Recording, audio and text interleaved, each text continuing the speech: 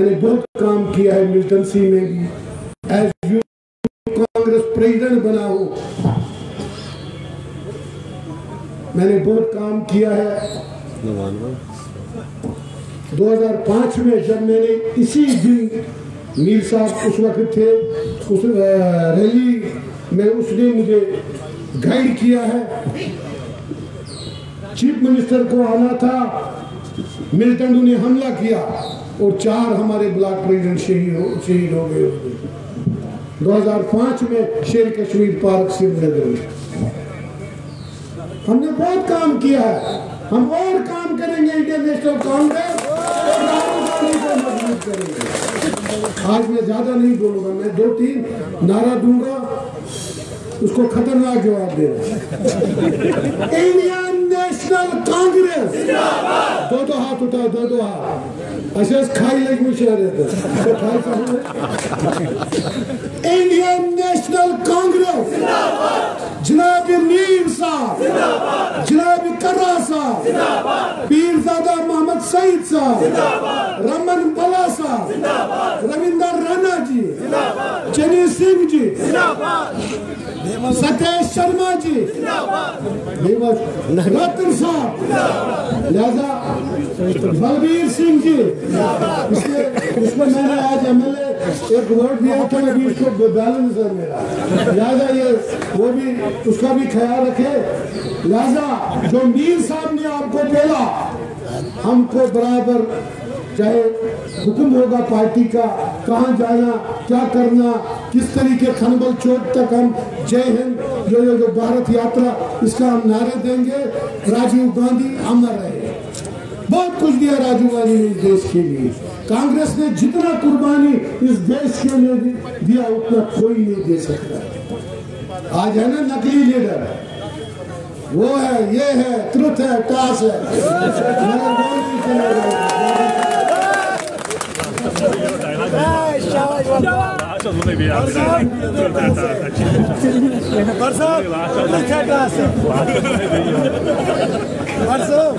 अच्छा, हमने टाइम पर निपटा दिया, इतना शॉर्ट के भी कांग्रेस जलसा खत्म होता नहीं है। तो अब आप तैयार हैं कर्रा साहब का सुनने के लिए?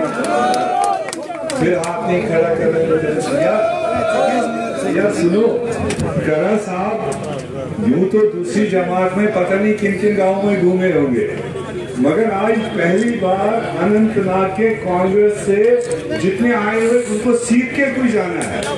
ये मैं इनका बदला लूंगा इनके इलाकों में, इसलिए मैं आपसे पूछता हूँ, रिस्पॉन्सिव रहो, कम है ज्यादा है, क्या मैं कर्रा साहब को बुलाऊं?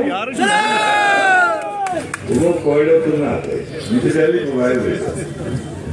चलो, अब मैं गुजारिश करूंगा जम्मू कश्मीर प्रदेश कांग्रेस के सदर और farmer member parliament, former minister, हमारे सबके रहनुमा तारिक हमीद कर्रा साहब को, मगर मैं चाहूंगा आज ऐसे दिन तो नहीं है, मायूसी के दिन है, फिर भी अगर खड़ा हो के तालियों की गड़गड़ाहट से इनको स्वागत किया जाए, खड़ा हो,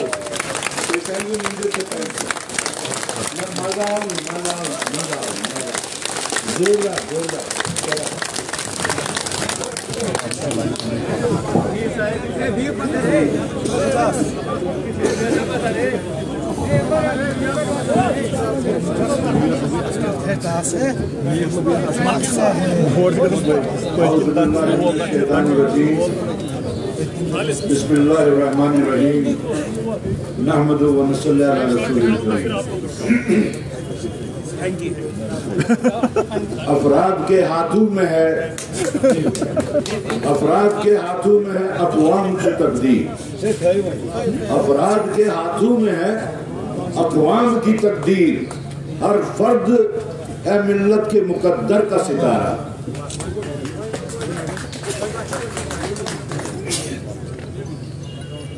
आज के प्रोग्राम के मेजबान और सदर जिला अनंतनाग, हम जब आज बात करते हैं उस भारतीय जनता पार्टी को याद दिलाना चाहते हैं जिन्होंने हमारा स्टेट भी छीना, हमारा स्टेटस भी छीना।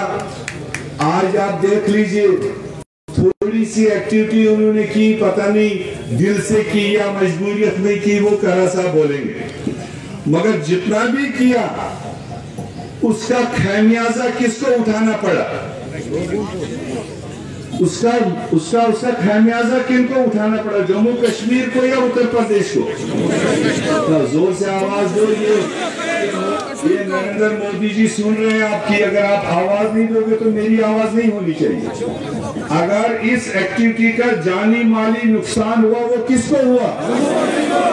सारे हाथ नहीं उठा रहे, सारे नहीं हाथ। मैं फिर पूछूंगा, सबसे ज्यादा उसका नुकसान किसको हुआ? सबसे ज्यादा नुकसान किसको हुआ? यही हमारे साथ 70 साल से होता है। आप चाइना के साथ खेलकूद करोगे तो नुकसान जम्मू कश्मीर को, आप इधर के साइड अपनी राजनीति करोगे तो उसका नुकसान जम्मू कश्मीर के लोगों को, आपने उस साइड क्रिकेट खेला तो उसका नुकसान भी टंगडार, टीटवाल, उड़ी, कुपवारा, पुंछ, राजौरी, नौशहरा, आपका छम, आपके आरसपुरा और आपके ये जो कठुआ वाले एरिया है, ये सारे हमारे जम्मू कश्मीर के लोग हैं। अगर वहां से गोले आए तो नुकसान हमारे लोगों को हुआ, अगर वहां से गोले आए, कहां से आए और जाने हमारी चली गई। कोई तामिल, ये आंध्र प्रदेश का कोई नहीं मरा। तो इसलिए हम कहते हैं, जवाजियत देते हैं कि हम एक ऐसे सेंसिटिव एरिया में रहते हैं जिसका खामियाजा हमको उठाना पड़ता। इसीलिए हमारे पूर्वजों ने, चाहे वो सरदार पटेल जी थे, चाहे पंडित जवाहरलाल नेहरू जी थे, चाहे तब के बड़े बड़े कद्दावर मौलाना अबुल कलाम आजाद थे, उन्होंने इस खित्ते को तहफ़्फ़ुज़ दिया था। वो 370 का तहफ़्फ़ुज़ इसीलिए दिया था कि इन विचारों को सारी उम्र खमियाजा उठाना पड़ेगा। जहां हम एक कदम आगे बढ़ते हैं तो कोई ना कोई एक्टिविटी होती है, हम 15 कदम पीछे चले जाते हैं, हमारे नौजवान बेरोजगार हो जाते हैं, हमारा कारोबार बैठ जाता है। तो उसको बराबरी करने के लिए वो स्पेशल स्टेटस दिया गया। शायद आज पूरे देश को भी समझ आया होगा।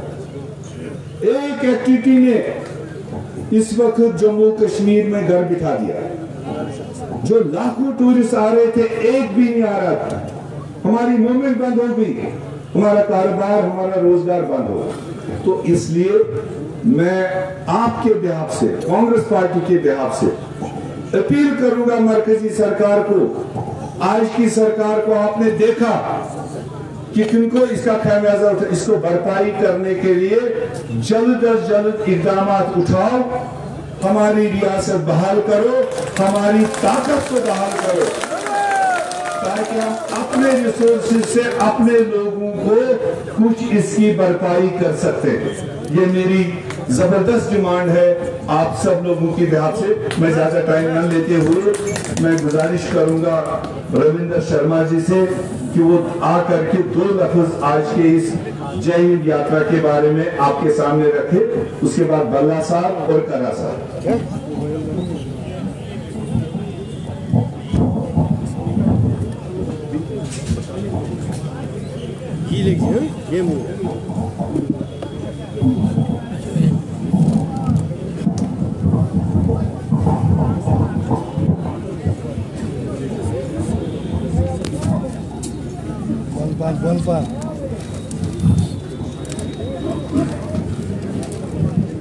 सदर प्रदेश कांग्रेस जनाब तारिक अमीद गरा साहब, हमारे ऑल इंडिया कांग्रेस कमेटी में जनरल सेक्रेटरी और कांग्रेस लेजिस्लेटिव पार्टी के लीडर जनाब गुलाम अहमद मीर साहब, हमारे साबका सदर और एमएलए जनाब पीरजादा मोहम्मद सईद साहब, हमारी पार्टी के वर्किंग प्रेसिडेंट मजबूत नेता रमन भल्ला जी, हमारे ठाकुर बलबीर सिंह साहब जो जम्मू से यहाँ आए हैं, चली जी, राठर साहब, जिला सदर साहब, सतीश शर्मा जी,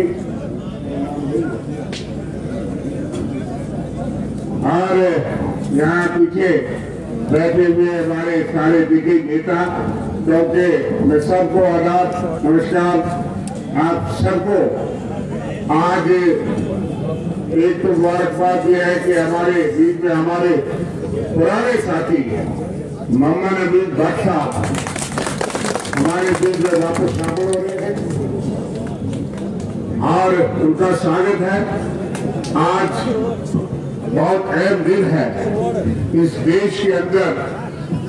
राजीव गांधी जी जो युवाओं के धड़कन थे, जिन्होंने आपको हम सबको अपने अपने हाथ में ये कंप्यूटर, ये इंफॉर्मेशन टेक्नोलॉजी जो मोबाइल है, ये राजीव गांधी जी की देन है।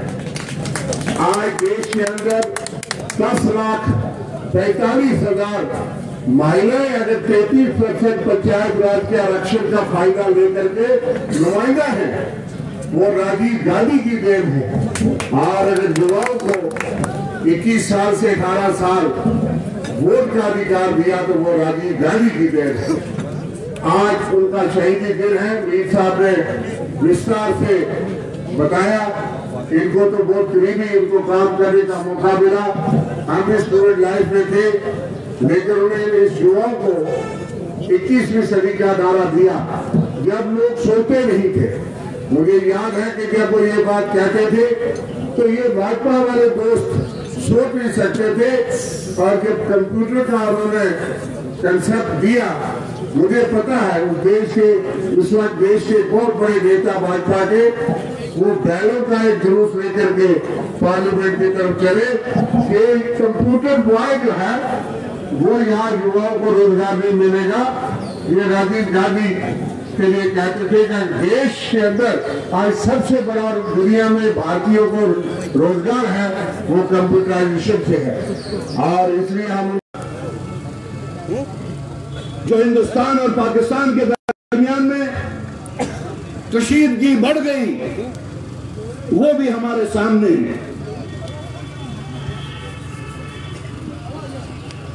और जो हमारी शहरी आबादियों पे बिना किसी प्रोवोकेशन के जो गोलाबारी हुई, उससे जो हमें नुकसान हुआ, वो भी हमारे सामने है। लेकिन इन सब चीजों के लिए हमारे जो सवालात हैं अभी तक उनका जवाब नहीं मिला। मैं याद दिला देना चाहता हूं, जिस दिन 22 अप्रैल का वाक़ा हुआ, राहुल गांधी जी अमेरिका में थे। अमेरिका से फोन करके उन्होंने कहा कि हम इस वाक़े पे, इस मौके पे सियासतगिरी नहीं करेंगे। उन्होंने कहा कि हमने इस वाक़े को पॉलिटिसाइज नहीं करना है, और आज तक हम उस पर कायम और दायम हैं। लेकिन उसका मतलब ये नहीं, जहां तक पहलगाम का ताल्लुक है उसमें भी बहुत सारे सवालात हैं, सवालात के अंदर सवालात हैं, और आज हम वो सवालात सामने लाके आप उनसे इसका जवाब लेंगे। पहला सवाल, अगर 22 एक दूर दराज इलाका है, पहाड़ी इलाका है, सड़क नहीं है, तो वहां पे सिक्योरिटी क्यों नहीं थी? आप तो गली कोचों में हर जगह पे आप जवान खड़े करते हैं, उधर क्यों नहीं था? इसके पीछे क्या वजह है? आपको 140 करोड़ हिंदुस्तानियों का इसका जवाब देना है। अगर वहां पे जाके लोगों ने, 4 लोग वहां पहुंचे, तो एक साइड से आप कहते हो कि जम्मू कश्मीर मिलिटेंसी फ्री है, हालात ठीक हो चुके हैं, कोई भी मिलिटेंट नहीं है, तो ये वहां कैसे पहुंचे? किस रास्ते से पहुंचे? किसकी मदद से पहुंचे? ये मुल्क जानना चाहता है। और 22 अप्रैल से आज तक आपने उनको पकड़ने की कौन सी कार्रवाई की है? आया कि आपने उनको पकड़ा, आपने उनको एलिमिनेट किया?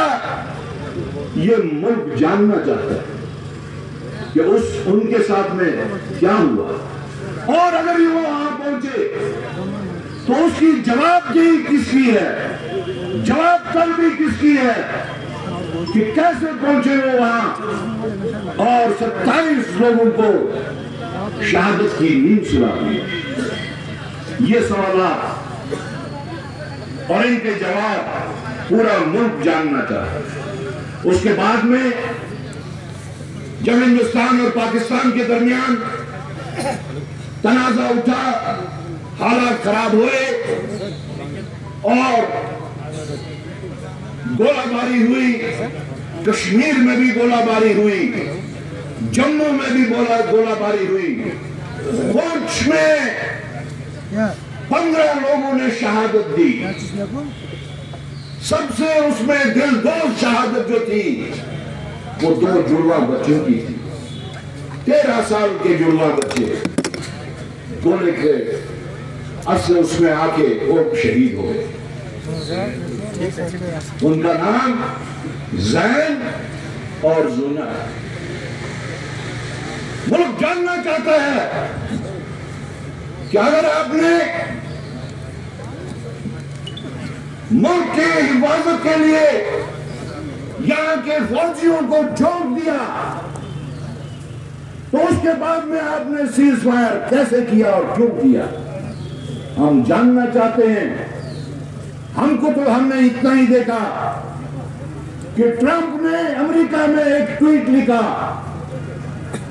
और एक्सटर्नल अफेयर्स मिनिस्ट्री का सेक्रेटरी टीवी पे आके उसने कहा कि हमने सीज फायर कर दिया है और एक अंडरस्टैंडिंग की है। हम जानना चाहते हैं क्या जंगबंदी इसी तरह होती है तीसरे मुल्क में? वो फैसला करें और हम उसको यहां पे अमल दरामद करें। हम जानना चाहते हैं कि अगर आपने जो आप कहते हैं अंडरस्टैंडिंग, क्या जंगबंदी किसी एग्रीमेंट के तहत होती है या अंडरस्टैंडिंग के तहत होती है? या अंडरस्टैंडिंग कौन सा नया लफ्ज निकल आया? और अगर आपकी अंडरस्टैंडिंग ही है, हम जानना चाहते हैं कि वो अंडरस्टैंडिंग क्या है। हम ये भी जानना चाहते हैं कि अगर एक साइड आपने जंगबंदी की तो 2-3 घंटे के अंदर अंदर ही वो जंगबंदी टूट कैसे गई और टूटने के बाद में फिर जंगबंदी कैसे हुई? कौन सा मजाक है? और इसमें जो सबसे बड़ा सवाल उठता है, हिंदुस्तान की फॉरेन पॉलिसी के तहत स्टेटेड पोजीशन है कि हिंदुस्तान किसी तीसरे मुल्क की मुदाखलत अपने मामलात में तस्लीम नहीं करता। और अगर आज आपने ये अंडरस्टैंडिंग, जंगबंदी की अंडरस्टैंडिंग की, तो क्या आपने थर्ड पार्टी इंटरवेंशन को कबूल किया? हिंदुस्तान और पाकिस्तान के दरमियान में जो 1972 का मुआहिदा है, शिमला एग्रीमेंट जो है, उस शिमला एग्रीमेंट के तहत हिंदुस्तान और पाकिस्तान के जो आपसी मामलात हैं, चाहे वो जंगी हो, इक्तिसादी हो, जिस भी नौयत के मामलात हैं, वो हिंदुस्तान और पाकिस्तान में आपस में मिल बैठ के उसका हल निकालना है। उसमें कहीं पे थर्ड पार्टी इंटरवेंशन नहीं है। और उससे भी एक और बड़ा सवाल, हमारा एक्सटर्नल अफेयर्स मिनिस्टर कहता है कि पाकिस्तान पे हमला करने से पहले हमने पाकिस्तान को इन्फॉर्म किया, इत्तला दी कि हम आपके उन ठिकानों पे जहां पे टेररिस्ट प्रैक्टिस होती है, ट्रेनिंग होती है, उनके ऊपर हम हमला करने वाले हैं, हमारी मदद की जाए। क्या जंगें इसी तरह लड़ी जाती? क्या आप पहले इन्फॉर्म करो और कैसा गुस्से पकड़ शान था गौरित तो चुरोज कबलस कुन बुत करे बिल में पर कीचो इसे बच्चे जंगे वाला एक्सटर्नल अफेयर्स मिनिस्टर पूरे मुल्क के सामने जवाब दे हैं। जयशंकर जी, जो आपने किया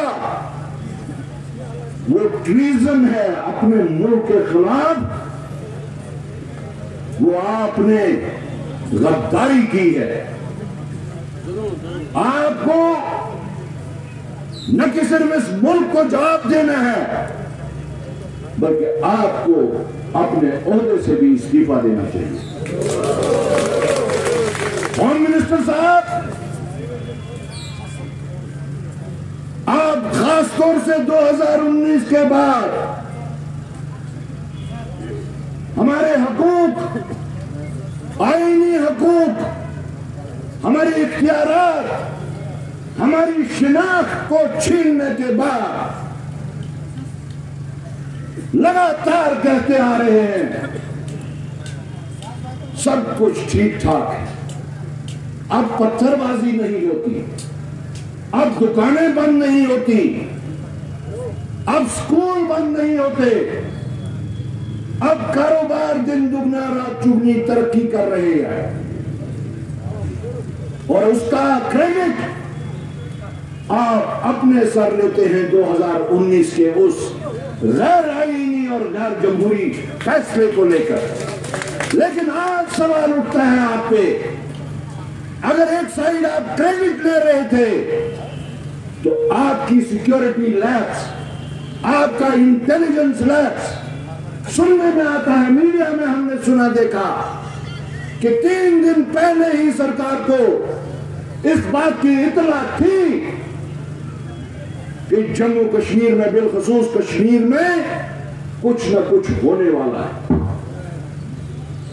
अगर आपको ये इत्तला थी, अगर ये रिपोर्ट सही है तो क्या किया? ये मुल्क जानना चाहता है। और अगर आप फेल हुए, नाकाम हुए होम मिनिस्टर साहब, तो असूल ये था कि आपको भी इस्तीफा दे देना चाहिए था।